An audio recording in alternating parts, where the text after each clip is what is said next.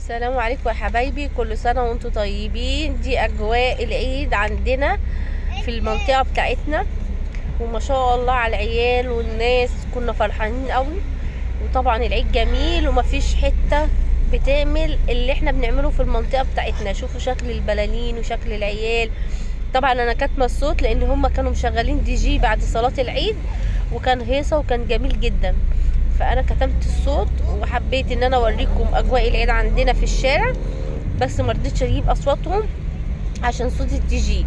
الاجواء كانت جميله جدا، العيد كان حلو قوي. الناس اتبسطوا بعد ما خلصنا صلاه العيد، فرقوا على العيال هدايا لعب وحلويات وعيديه.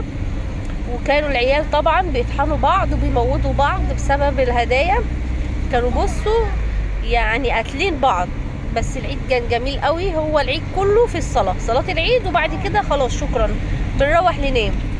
كان العيد حلو قوي قوي قوي. كل سنه وانتم طيبين، وهسيبكم تكملوا الفيديو.